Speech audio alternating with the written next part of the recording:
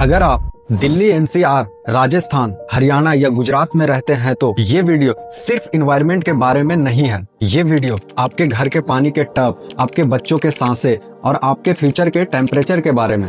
सोचिए, north India को एक डिजर्ट बनने से रोकने वाली आखिरी नेचुरल दीवार यानी अरावली पर्वत को कानूनी तौर पर कमजोर कर दिया जाए तो क्या होगा।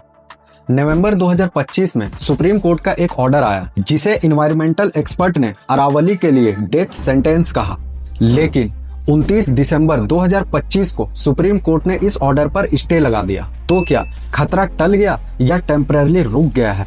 इस वीडियो में हम जानेंगे अरावली का रियल रोल क्या है, 100 मीटर का पूरा सच, सुप्रीम कोर्ट ने पहले क्या कहा और अब स्टे क्यों लगाया, माइनिंग और रियल एस्टेट का पैटर्न, और सबसे इम्पोर्टेंट, इसका असर आपकी जिंदगी में क्या पड़ेगा। वीडियो को एंड तक देखिए क्योंकि ये पहाड़ का नहीं, सर्वाइवल का सवाल है। तो सबसे पहले समझते हैं अरावली क्या है। ये दुनिया की सबसे पुरानी माउंटेन रेंज में से एक है जो कि लगभग 2 से 3 बिलियन साल पुरानी है, जो गुजरात से होकर राजस्थान, हरियाणा और दिल्ली तक फैली हुई है, लगभग 692 किलोमीटर लंबी। पर इसका सबसे बड़ा रोल क्या है?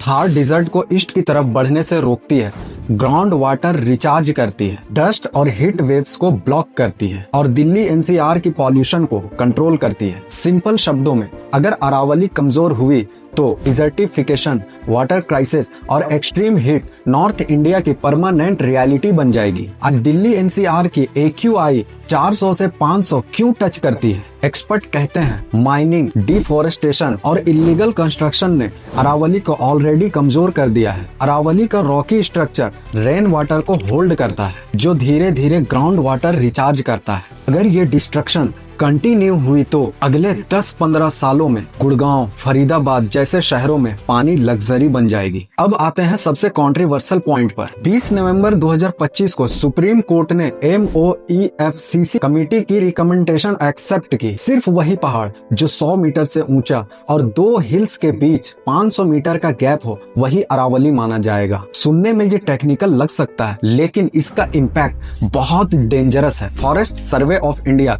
FSI के डेटा के अकॉर्डिंग टोटल अरावली हिल्स 12,081 है और 100 मीटर से ज्यादा के हिल्स सिर्फ 1,048 है, मतलब 90% से ज्यादा कानूनी प्रोटेक्शन से बाहर। क्रिटिक्स ने कहा ये डेफिनेशन पेपर पर हिल्स को पहाड़ से हटाकर माइनिंग और कंस्ट्रक्शन के लिए रास्ता साफ कर सकता है। गवर्नमेंट का कहना था इंटायर रेंज प्रोटेक्ट रहेगी, लेकिन इतना बड़ा इकोलॉजिकल रिस्क देखकर पेटिशंस फाइल हुई, प्रोटेस्ट हुए और फिर 29 दिसंबर 2025 को सुप्रीम कोर्ट ने नवंबर के ऑर्डर पर स्टे लगा दिया। मतलब खतरा फिलहाल रुका है, लेकिन खत्म नहीं हुआ। यहाँ एक अनकंफर्टेबल सवाल उठता है, इस सब से फायदा किसको होता? माइनिंग और रियल एस्टेट सेक्टर्स को। पिछले कई सालों से हरियाणा, राजस्थान बेल्ट से इलीगल माइनिंग के दर्जनों केस कोर्ट तक गया है। इम्पोर्टेंट बात यह है कि ये किसी एक पर्टिकुलर कंपनी या नाम का एलिगेशन नहीं है, बल्कि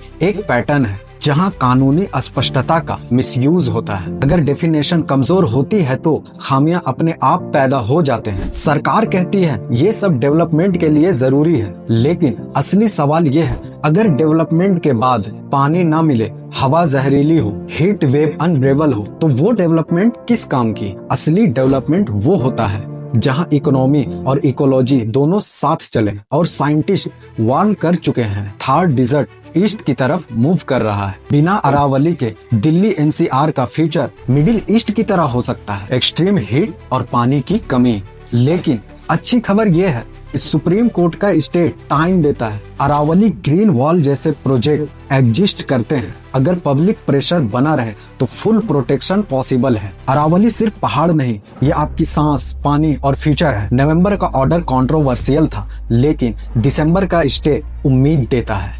लेकिन याद रखिए, अगर हम चुप रहे तो कानून फिर से नेचर के खिलाफ लिखा जा सकता है। इसलिए वीडियो शेयर कीजिए, सेव अरावली ट्रेंड करिए और अपने रिप्रेजेंटेटिव से सवाल पूछिए, क्योंकि आज अगर हमने सवाल नहीं पूछा तो कल जवाब देने का मौका भी नहीं मिलेगा। कमेंट में बताओ, क्या अरावली को परमानेंट लीगल प्रोटेक्शन मिलेगी? लाइक, सब्सक्राइब करें और जागरूकता फैलाएं। मिलते हैं नेक्स्ट वीडियो में, तब तक के लिए जय हिंद।